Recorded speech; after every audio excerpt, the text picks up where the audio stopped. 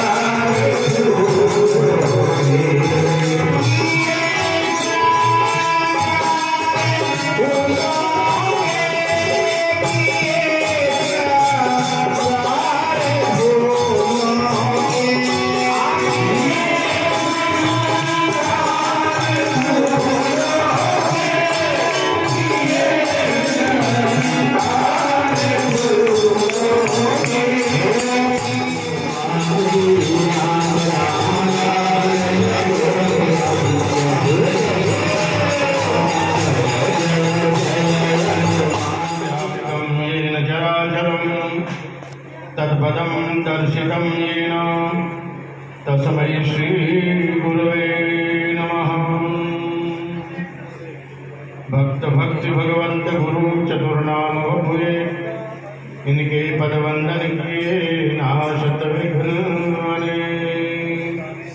बोले श्री सद्गुरुदेव भगवान की, श्री सीताराम जी महाराज की, श्री चिंताहरण काले हनुमान जी महाराज की, श्री चिंताहरण काले हनुमान जी महाराज की, श्री चिंताहरण काले हनुमान जी महाराज की। बहुत सुंदर शुभ अवसर श्री बजरंग सत्संग मंडल हमारे बड़े गुरु भाई एवं सरकार के कृपा पात्र पूज्य श्री, वैसे तो इनका नाम भी राम मनोहर दास जी है, पर हम सब लोग प्रेम से इन्हें मनीष दास जी के नाम से जानते हैं। इनकी कोई ऐसी कृपा हुई गुरुदेव के आदेश से कि इन्होंने मेरे को गए रविवार को फोन किया कि ठाकुर जी के यहाँ नाम संकीर्तन रख लेते हैं। मुझे इससे बढ़िया और काम क्या होगा। कलयुग केवल हरिगुण गाहा, कलयुग में केवल रहना है, इस भवसागर से पार उतरना है तो केवल भगवान के गुणों का गायन करते रहे, कैसी भी परिस्थिति हो।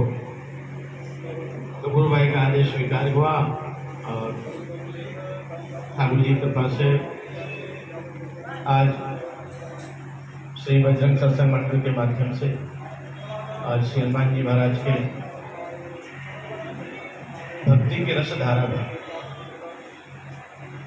भक्ति कीर्तन से ही आती है, या यूँ मान लें कि भक्ति का दूसरा नाम कीर्तन है।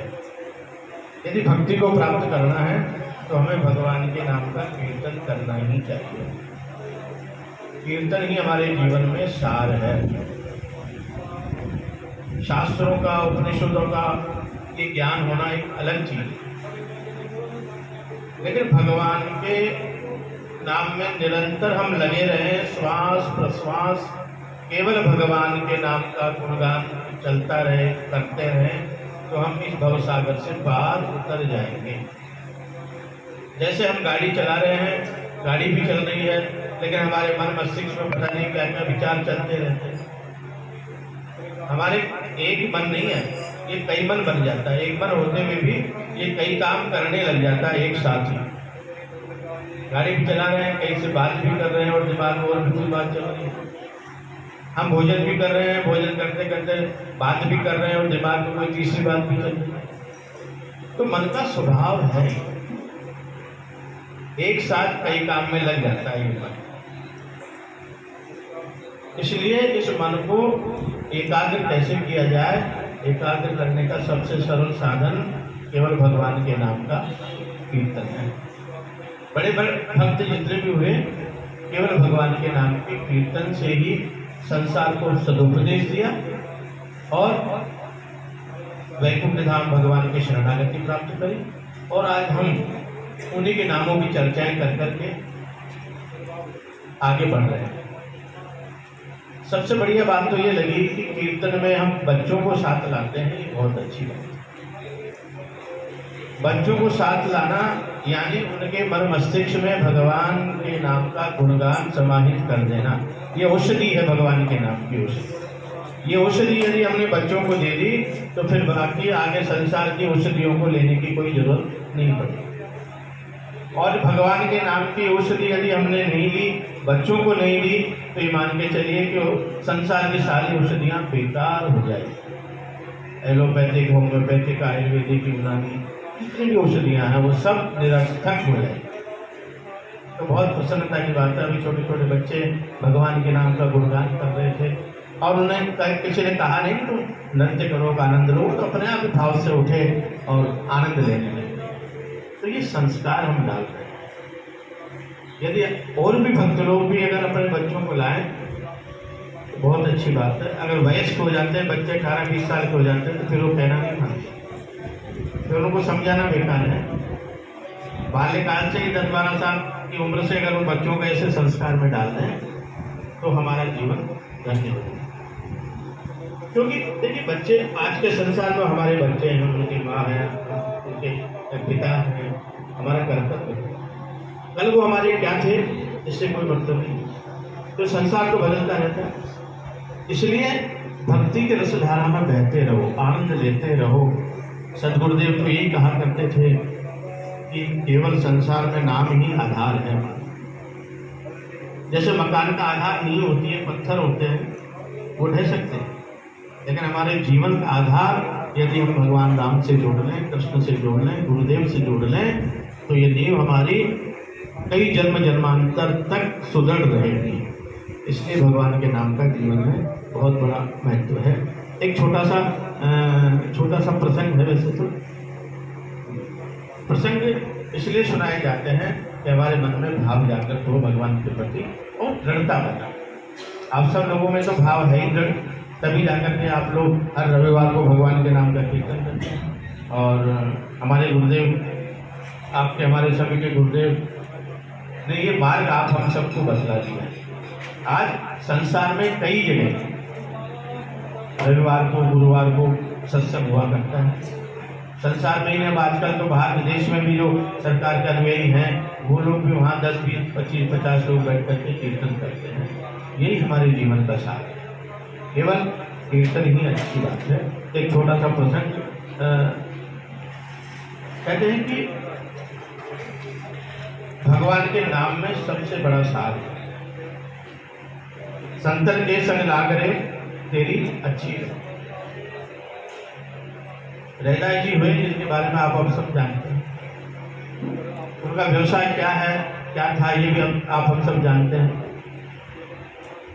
चमड़े का काम करते थे, जूतियां बनाते थे, लेकिन पूरा काम करते करते समय में केवल भगवान के नाम का गुणगान, और उसके अलावा कोई काम ही नहीं। कोई भक्त आता था भी तो उसे भी चर्चा भगवान के नाम की ही किया, प्रपंच में नहीं पढ़ते थे। अभी 2 दिन पहले मैं डूंगरी गया महाराज जी के यहाँ, तो उनसे एक प्रपंच की बात बोली। उन्होंने कहा प्रपंच 5 प्रकार के होते हैं, उनमें जो पड़ जाता है ना वही भवसागर से पार उतरना उसका बड़ा मुश्किल है, वो नरगामी हो जाता है।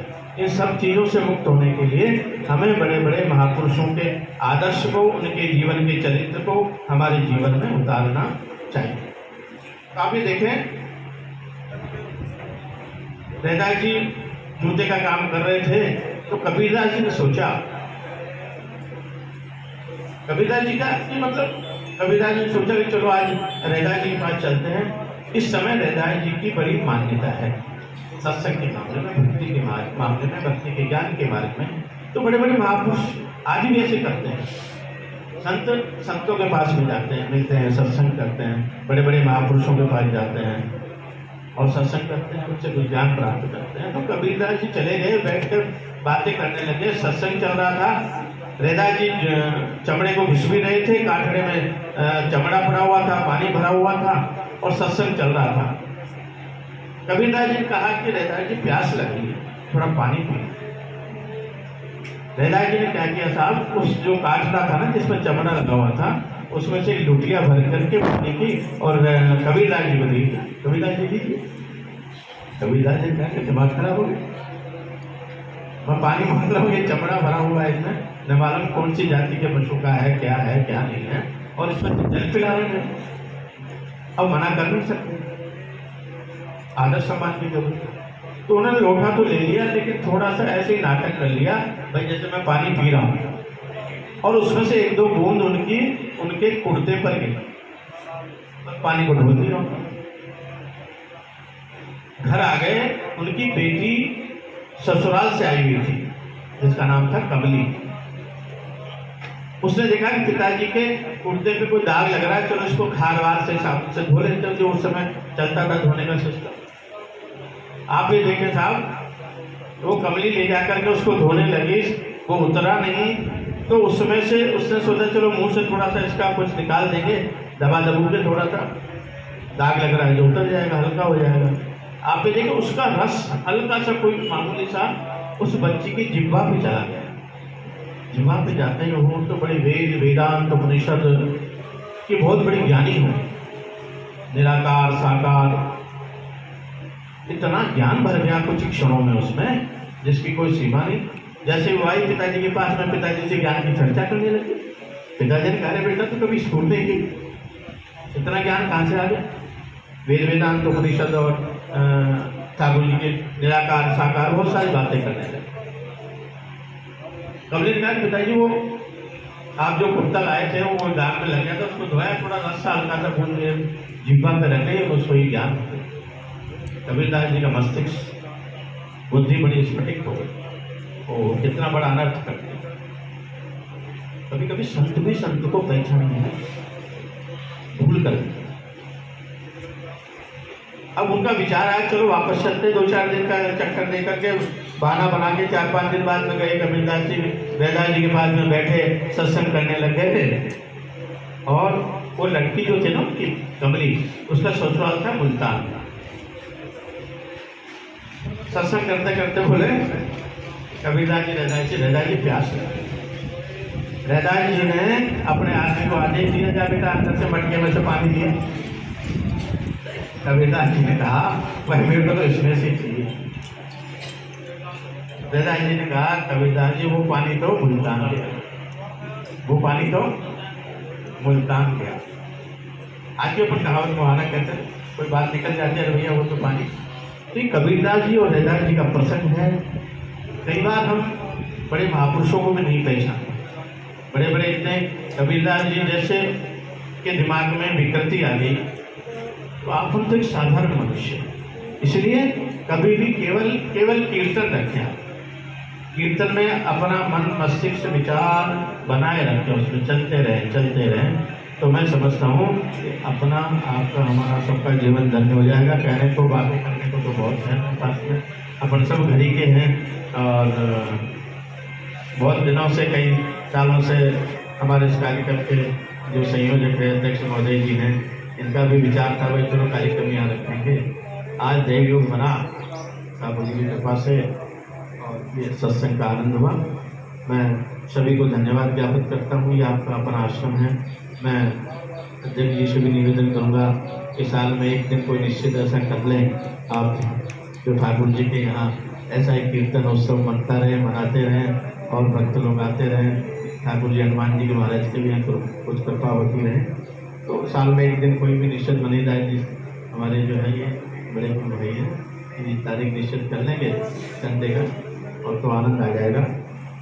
मैं सर्वे भवन्तु सुखिनः, सर्वे सन्तु निरामया, सर्वे भद्राणि पश्यन्तु, मा कश्चित् दुःखभाग् भवेत्। ओम शांति, ओम शांति, ओम शांति। सद्गुरुदेव भगवान, ब्रह्मपीठाधीश्वर भगवान, महामंडलेश्वर श्री मनोहर दास जी महाराज, डबल मनोहर दास जी महाराज। हरे नामैव केवलम कलो नास्ते अन्यथा। अभी आपने बताया कि भगवत नाम ही सर्वोपरि है सब कुछ। हमें कोई दूसरा ज्ञान या कोई बातें याद रहें या न रहें, जो भी रामायण भागवत में है, जितनी कही जाती है, जितनी सुनी जाती है, याद रहे न रहे, लेकिन श्री सीताराम कलयुग में इससे बढ़कर के स्वयं के कल्याण का कोई रास्ता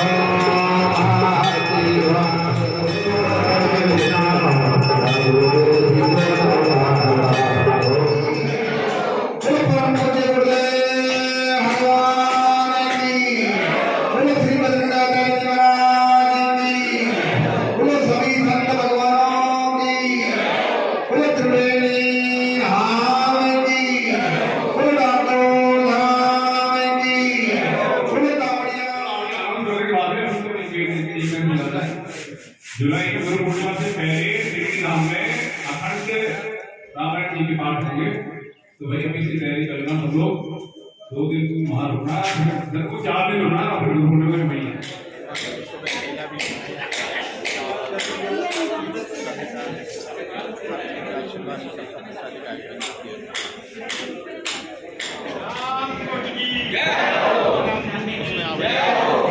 डाउनलोड कर लो, बताता हूँ। भवन की बिहारी बिहारी जी की हनुमान घड़ी की हनुमान जी महाराज की